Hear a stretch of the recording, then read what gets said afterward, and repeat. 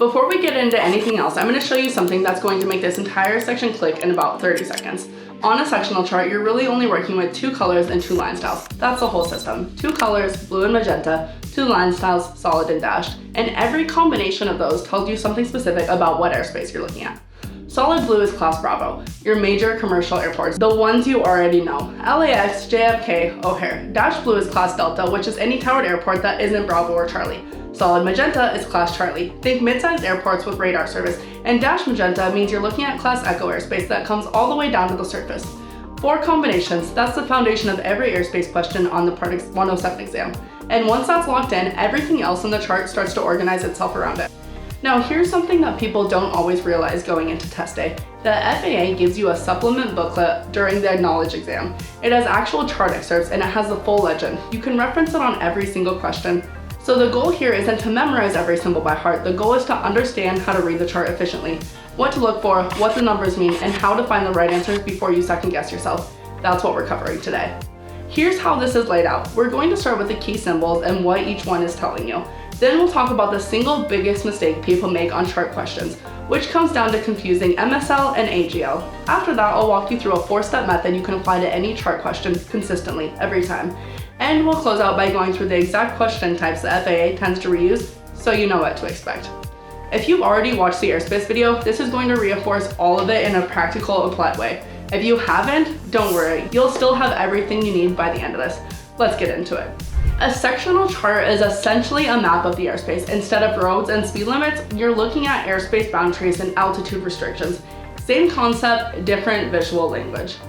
The way I want you to think about every symbol on this chart is by asking which of 3 questions it's answering. Either where am I, or what airspace am I in, or what's nearby that I need to know about. Almost everything on the chart falls into one of those 3 categories.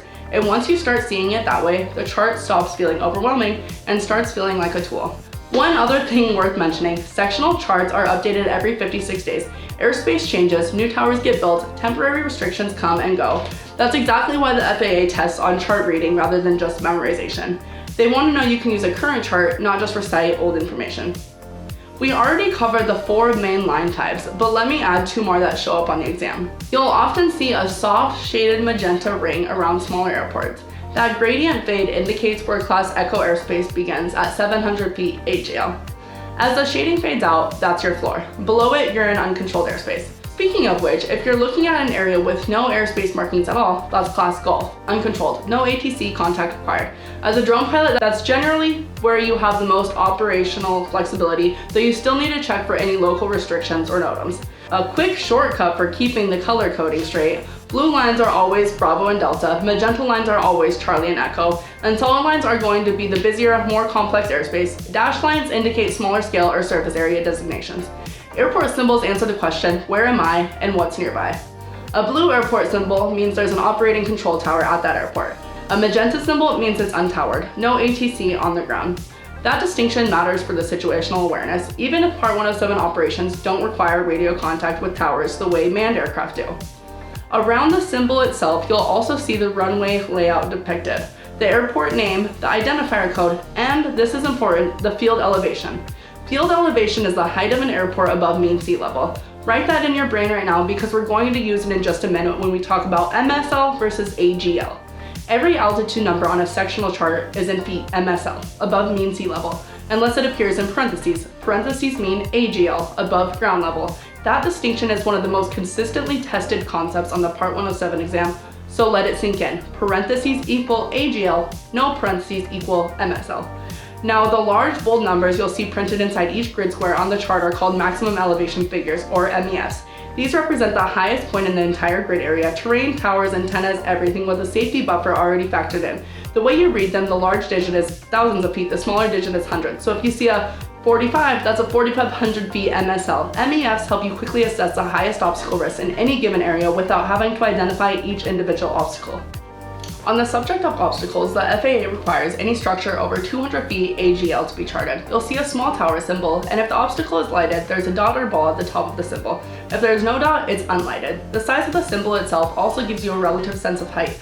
Taller structures get a more prominent symbol. Let's take a breath and do a quick recap before we go further. Airspace markings answer, what airspace are you in? Airport symbols answer, where are you and what's nearby? MEFs and obstacle markers answer, what's in the area that could affect your flight? And altitude numbers answer both of the last two, depending on context.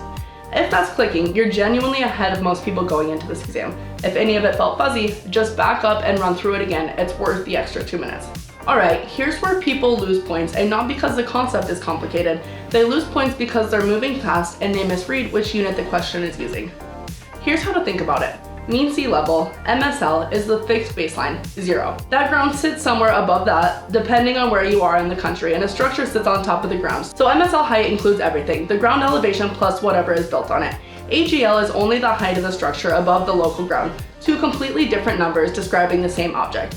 Let's work through a real example. Say you're looking at an obstacle that's marked at 1,200 feet with no parentheses, so that's 1,200 feet MSL. The terrain in that area sits at 500 feet MSL. How tall is the actual structure? You subtract 1,200 minus 500 equals 700 feet AGL. The exam will give you the MSL number and ask for the AGL height. A lot of people see 1,200 and bubble it in without doing the math. That's the trap.